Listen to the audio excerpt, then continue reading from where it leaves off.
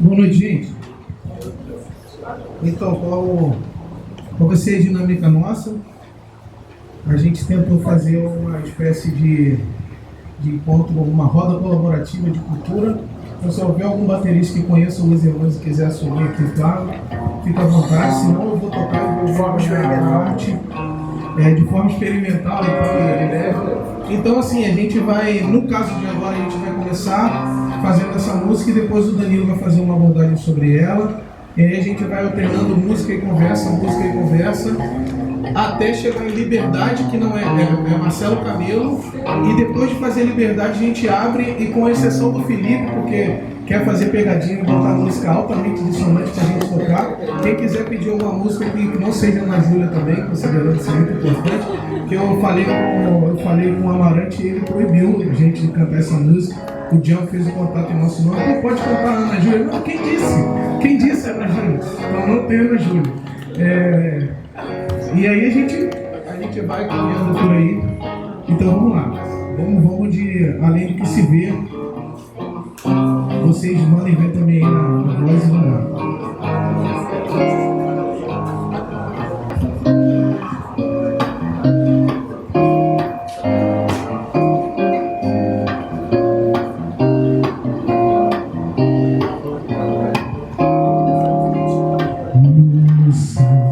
Olha só o que eu te escrevi.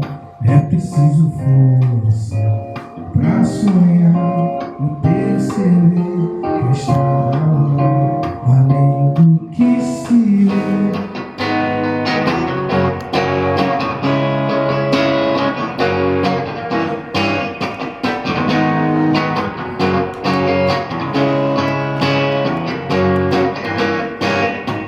Sei que a tua solidão me dói e que é difícil ser feliz, mas do que somos todos nós, você supõe o céu. Sei que o vento que cortou a flor passou também por nosso lar, e foi você quem desviou com golpes do céu. Eu sei, é o amor que ninguém mais vê. Deixa eu ver a moça. Toma o teu, voa mais que o bloco da família vai atrás. Mais uma mesa de jantar, porque hoje eu vou cair te ver e tiro o som dessa TV pra gente conversar.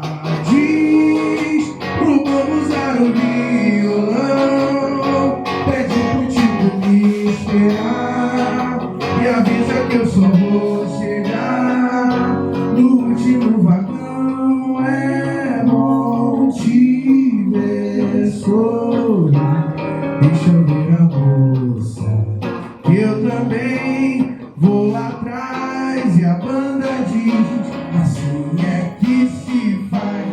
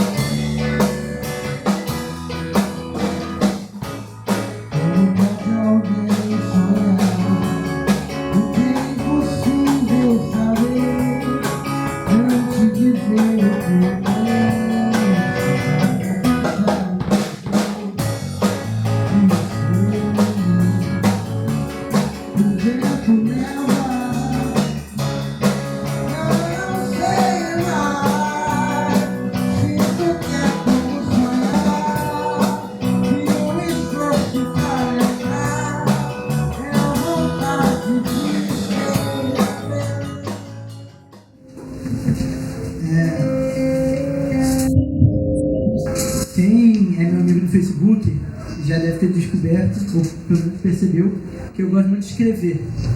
E um dos temas que eu mais gosto de escrever e que, desde uma experiência que completou 4 anos, tem pouco tempo, eu gosto muito de pensar e, às vezes, um pouco de falar sobre a morte. E é complicado você falar de morte, você lidar com a morte, porque é a única certeza que a gente tem na vida, né? A gente nasce sabendo que vai morrer, não sabendo, as pessoas sabem da gente, mais tarde a gente descobre que um dia a gente vai morrer, mas a gente nunca está preparado para isso, a gente nunca acha que viveu o suficiente. A gente, quer dizer, pelo menos até hoje eu nunca achei que eu já podia morrer. Eu sempre quis mais.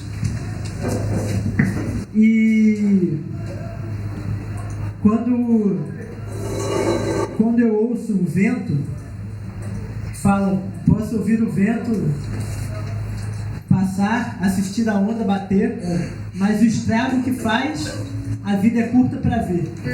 Eu lembro das aulas de geografia que o professor mostrava pra gente no livro, aqueles penhascos que o vento ia batendo, ia formando, eu acho que é falésia o nome. Alguém lembra disso?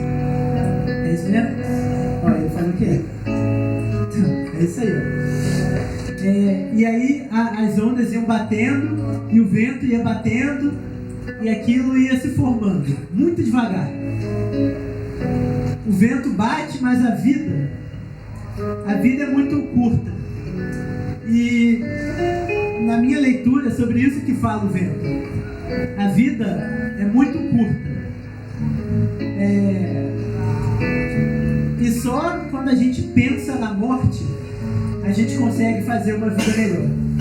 Meu livro preferido da Bíblia é Eclesiastes. E lá está escrito que a gente é como neblina, que é como fumaça, que mal chega, já vai embora.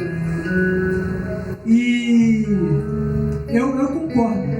Se a gente pensar quanto tempo que o mundo está aí, para quem é mais batistão, desde Adão e Eva, para quem não é crente, desde do Big Bang, sei lá, o mundo já está aí há muito tempo. E é muito mais tempo do que a gente consegue viver. Se a gente chegar a 100, a gente já está vivendo muito. O que são 100 anos para 10 mil?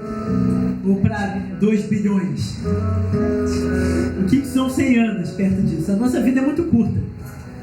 E às vezes a gente esquece disso. A gente esquece da nossa condição de mortal e a gente entra num ciclo como se a gente fosse viver para sempre. E aí a gente acaba esquecendo de viver o agora para viver sempre algo que tá chegando. E a gente nasce e vai para a escola. Para que você vai para a escola? Para aprender. Para aprender o quê? O que eu tenho que aprender? Tem que aprender para a vida. Você não está vivendo, não. Você tem que aprender para a vida. E aí você cresce. Mãe, eu não quero estudar. Mas você tem que estudar para quê? Para ser alguém na vida.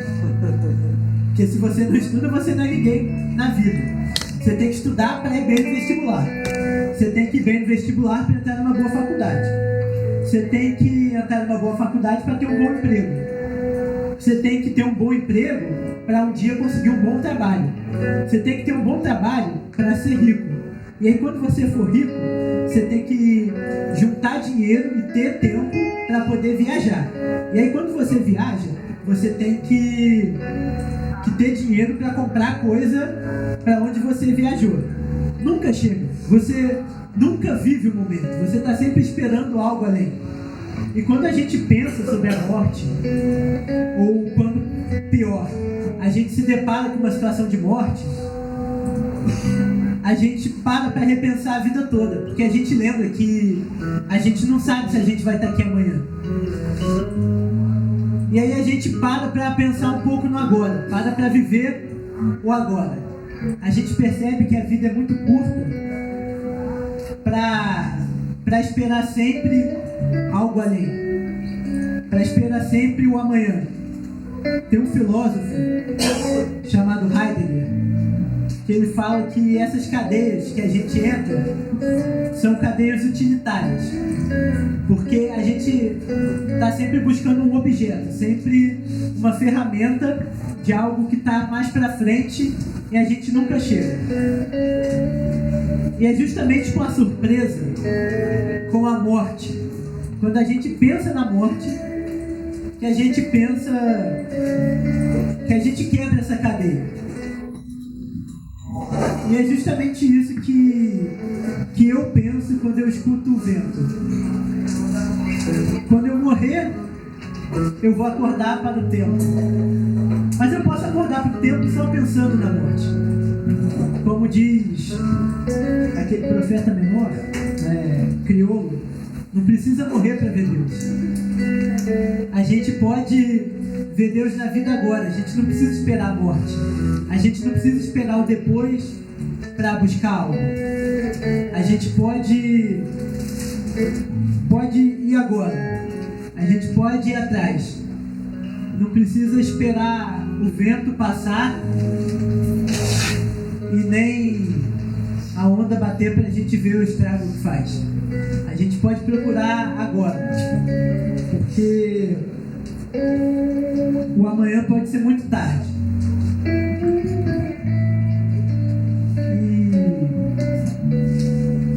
E é isso que eu penso. É um cara estranho porque não consegue subsistir na ordem natural das coisas, na vida criada, na dinâmica do corpo, na dinâmica da fé. E aí eu acho interessante que esse mesmo cara, ele é um tropeceiro, ele é um trapaceiro, mas tem uma capacidade estética de esconder o coração, tem uma capacidade estética de esconder as suas falhas, de esconder as suas imperfeições e de exibir um coração sempre à frente dele. A imagem que ele cria dele, a imagem que ele cria do coração dele e a capacidade que ele tem de colocar essa imagem entre ele e o outro é tão bem arquitetada, é tão bem trabalhada, que o coração que ele exibe é mais bonito do que o coração que ele guarda. Que o coração que ele apresenta, que o marketing do coração que ele sabe fazer, que a estética do coração que ele sabe vender, é mais bela, é mais atraente, é mais sedutora que o próprio coração que ele esconde nele, no corpo dentro do qual ele se sente inadequado. Então eu tenho a impressão de estar vendo, por exemplo, o sujeito que o coração externo é muito bem ornamentado, o coração externo veste paletó, veste terno e gravata, o coração externo é contra a tatuagem, o coração externo é contra o piercing, o coração externo é contra entorpecentes, o coração externo é muito bem adornado e tem que ser bem adornado para esconder uma condição que ele julga inadequada. O interessante é que na segunda estrofe, ele diz que esse cara estranho leva a cruz um pouco além. E aqui, para mim, há muita teologia no seguinte sentido. Nós achamos que a mensagem da cruz é necessariamente para matar esse corpo que nós julgamos inadequado. É necessariamente para matar essa natureza na qual Deus nos encarnou. E a gente acha que a mensagem da cruz, que está levada um pouco além, é uma espécie de masoquismo de Deus contra a gente. De Deus contra o corpo que Ele mesmo deu. Ele mesmo deu. De Deus contra a natureza que Ele mesmo criou. Levar a cruz um pouco além nessa perspectiva para mim é também não entender a origem e o significado dessa mensagem, que não é necessariamente contra o corpo no qual Deus nos encarnou, que não é necessariamente contra a natureza dada, doada e ofertada por Deus a cada um de nós. Nós não deveríamos supor que o cristianismo é uma atividade de talhar alguém que nós não somos. Nós não deveríamos supor que o cristianismo é uma experiência forjada ou pré-fabricada, numa própria expressão do Marcelo Camelo. O cristianismo não é a casa pré-fabricada para bons artesãos de mentira ou para bons talhadores de hipocrisia, numa linguagem muito Brennan Manning agora. O cristianismo não é o lugar onde nós fomos postos para aprender a sofisticar as nossas mentiras. Para mim, o cara que talha, feito um artesão, a imagem de um rapaz de bem, não entendeu fundamentalmente, por exemplo, uma outra compreensão do evangelho muito profunda. profunda, a compreensão da graça, diante da qual nós não temos que saber talhar as nossas imagens para Deus aceitar e receber a gente graciosamente. Diante da qual a gente não tem que ser um bom artesão de mentira ou ser um bom desenvolvedor de hipocrisia para, entre aspas, atrair a atenção de Deus. Para mim, por exemplo, lá no transfundo de uma experiência evangélica brasileira, essa ideia de talhar a imagem de um rapaz de bem, uma noção de santidade para a qual nós temos que ser aparentemente aptos, para a qual nós temos que ser esteticamente formatados ou pré-formatados para que Deus nos aceite. O convite que eu queria fazer com essa música é que a gente saia do ciclo vicioso, saia do espaço insalubre da tentativa de talhar a imagem de um rapaz de bem. Porque ainda que você seja um santo bem esculpido esteticamente, você é um pecador dependente e carente em todas as suas condições existenciais. Ainda que você seja muito bem talhado aparentemente e que a sua espiritualidade seja muito bem desenhada em contornos performáticos e tal, você não é o que você aparentemente vê no espelho. Você é essa pessoa totalmente carente, totalmente dependente e que na sua imperfeição é achado, aceito, perdoado e transformado por Deus. A minha outra sugestão é que você não se volte contra o corpo no qual Deus lhe encarnou. Que você encontre um lugar de espiritualidade que inclua o seu corpo, todas as tensões do corpo, todas as paixões do corpo e inclua também uma redenção a esse mesmo corpo. Que você não se ache inadequado na condição que Deus te deu. E aí, também na minha opinião, toda de mais letra, todo o restante da letra, vai mostrando assim, vai contando um pouquinho da história desse sujeito inadequado, que foi se relacionando com a cultura, que foi ganhando mídia, talvez se nunca mais tentar viver o cara da TV, que vence a briga sem suar e ganha aplausos sem querer, que vence a briga sem suar na ideia de uma prosperidade mágica, que vence a briga sem suar na ideia de que você não pode sofrer, não pode sentir, não pode perder para ser, que vence a briga sem suar numa ideia de que o cara que sofre não é fiel, não é santo, não é cristão, porque o cristão não sofre, o cristão não sua, o cristão não sente, o cristão não chora. E esse é o cara da TV, é o cara vendido, que na verdade entra num jogo, que na verdade entra num ambiente de egoísmo, na minha opinião também, e que vira esse cara estranho que a gente vai cantar agora no rock and roll.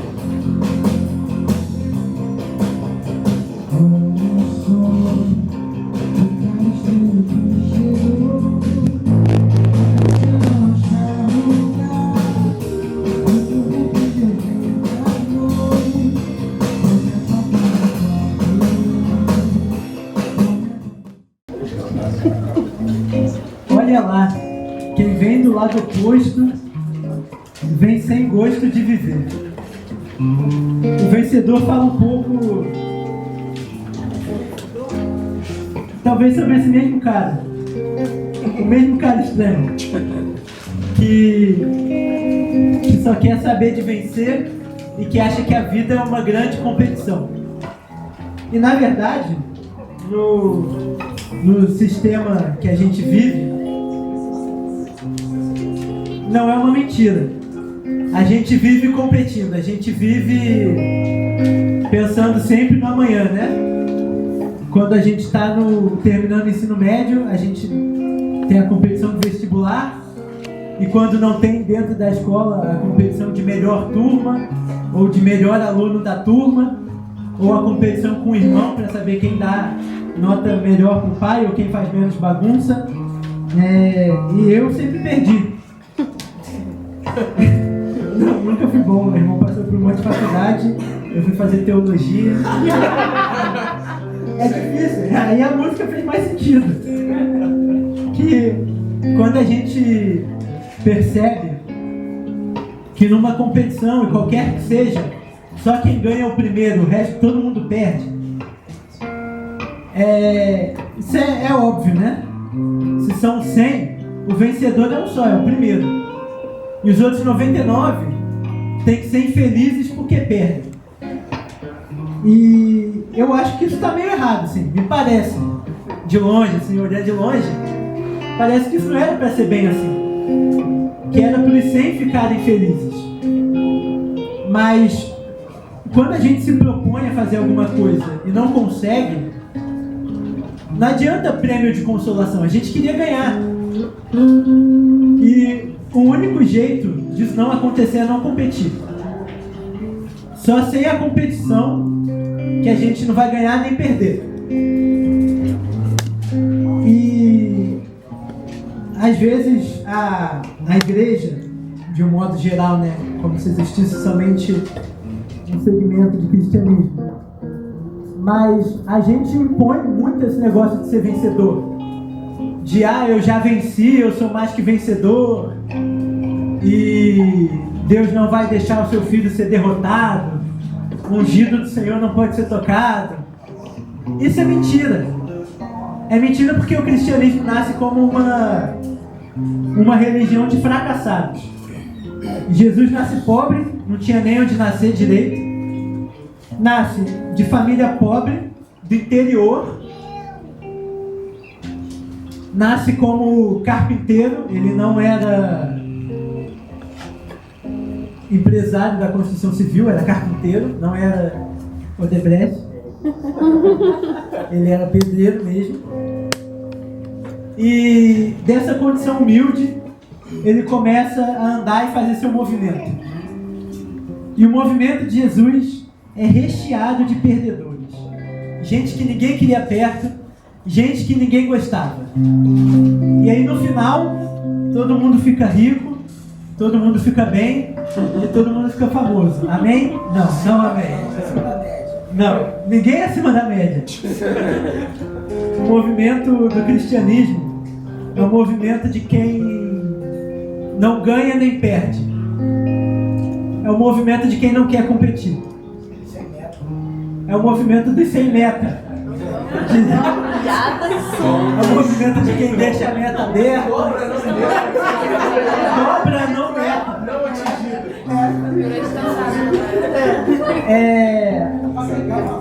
O movimento de Jesus é o movimento de quem não quer mais ser vencedor. É o movimento de quem sabe que a perfeição não existe e não carrega sobre si esse jugo de tentar ser perfeito, de tentar ser o primeiro em tudo que faz. É o movimento de quem não quer sair correndo para chegar primeiro. É o movimento de quem vai devagar para olhar o horizonte distante. É o movimento de quem vai curtindo a viagem e de que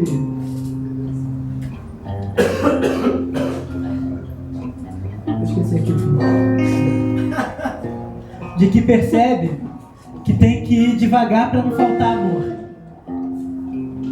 Quem percebe que na caminhada o que importa não é chegar primeiro. O que importa é ajudar quem está caminhando com você. E para mim, é isso que o movimento de Jesus representa. O movimento dos crucificados. O movimento de quem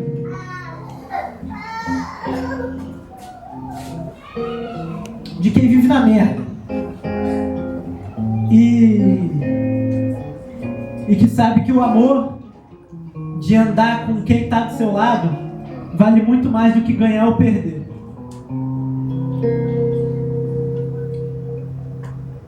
E para mim é isso.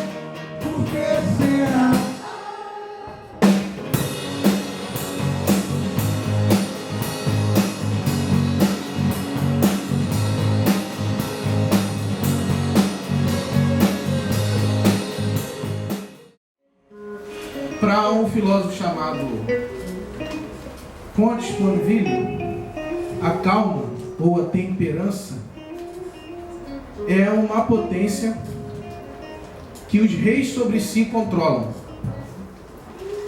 Os caras que são protagonistas do próprio ímpeto, se é que isso é possível, porque tem gente que diz que isso não é possível. O Spinoza diz que é possível, que a temperança, um outro filósofo, que a temperança é essa virtude dos que não deixam que os seus demônios o cavalguem. Porque seria a ira, nessa perspectiva aí do Spinoza, estar montado de demônios. Demônios que cavalgam os nossos desejos, demônios que cavalgam os nossos sonhos, demônios que cavalgam os nossos ímpetos. Para todo o Antigo Testamento, a calma é a longanimidade. A calma é o cara que decide irar-se amanhã e não deixe que o amanhã chegue nunca.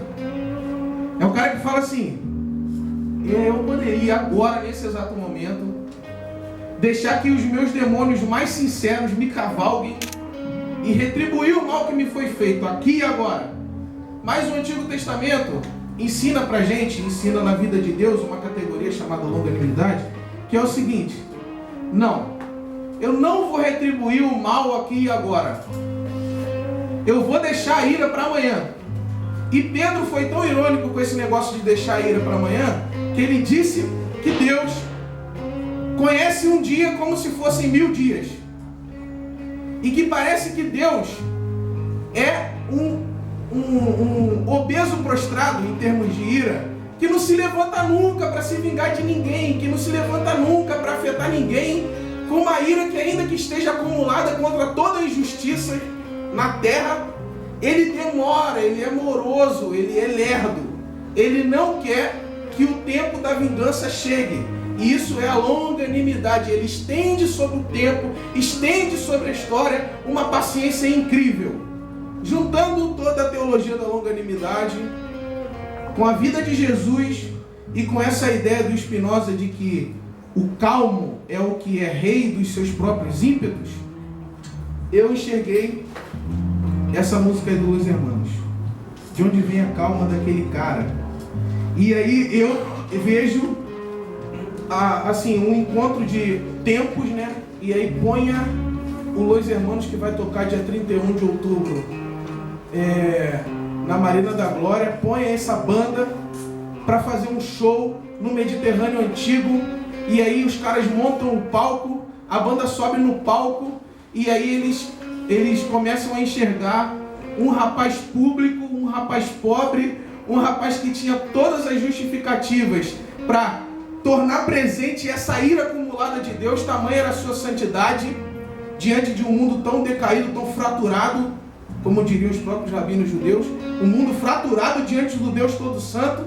E esse cara é rei de si. ele só estende a sua ira, na Bíblia pelo menos, contra os caras que insistem em tomar o controle de Deus mesmo, os religiosos. Caso contrário, ele é muito paciente. Ele é muito lerdo em se vingar, ele é muito lerdo em se irar, ele é um camarada, é um senhor de si. E o interessante é que, concordo aqui, que de fato, os reis de si, os senhores dos próprios ímpetos, os caras que conseguem colocar a ira no seu devido lugar, os caras que falam assim: Tiago, amanhã eu me vingo de você, mas amanhã não vai chegar nunca. Toda vez que chega o tempo da vingança, diz assim: amanhã, amanhã, amanhã, amanhã. Esse cara, tardio em irar-se, ele vai ser coroado rei de si, finalmente. Porque a gente também precisa encontrar, agora eu estou já na perspectiva política e social, a gente precisa encontrar outro ser humano. Um ser humano mais calmo, um ser humano mais saudável em termos emocionais. Um camarada que não entenda a vingança, a ira, o ódio, o medo como mecanismos de se prevalecer na vida. Um calmo. Um cara que entende que um dia a calma vai ser coroada. Um cara que entende que um dia a paciência vai ser coroada. O cara que entende que a ira não pertence aos que não sabem manipular esse sentimento em vida comum. Nós não sabemos fazer isso. Nós não podemos fazer isso. Então nós precisamos ser um cara, uma mulher que saiba de onde vem a calma. E só para concluir, o apóstolo Paulo diz que a calma é fruto. A calma é consequência de uma operação. Uma operação que ele chama de operação do Espírito. A paciência, essa lerdeza em irar-se, ela é dádiva, ela é dom. E operação do Espírito na gente.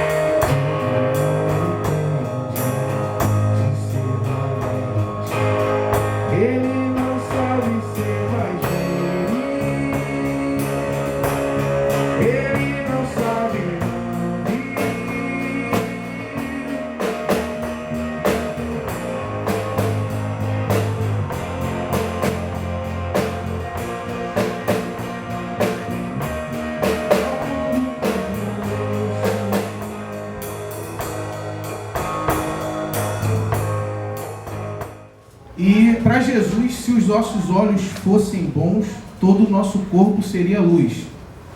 Se a nossa capacidade de perceber, interpretar, significar e amar o que vemos, não só pela virtude física, nosso corpo seria mais bem iluminado.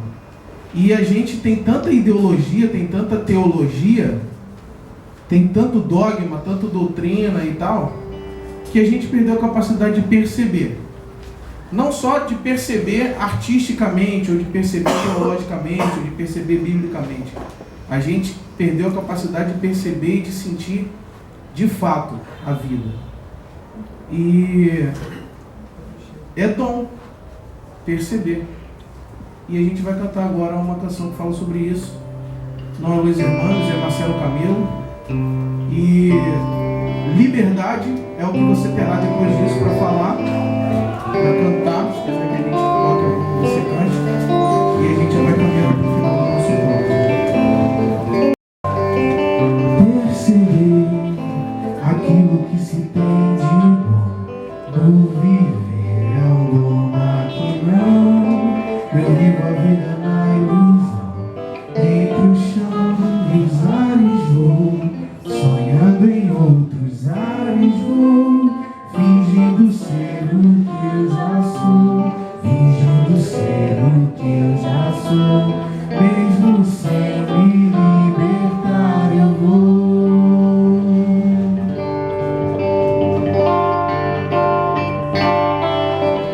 É Deus, parece que vai ser nós dois, até o final eu vou ver. realizar de um lugar seguro, seguro. De que vale ser aqui?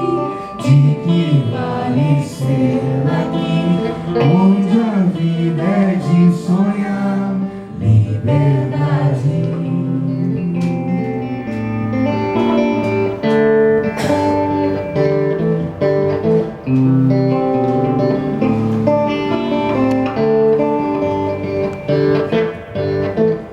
Perceber aquilo que se tem de bom no viver é um dom daqui não.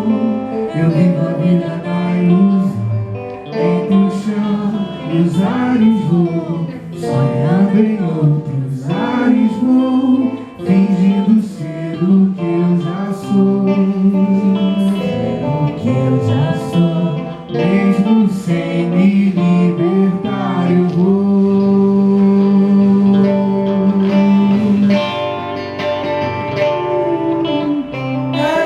Deus, parece que vai ser nós dois até o final. Eu vou ver o jogo se realizar de um lugar seguro, seguro.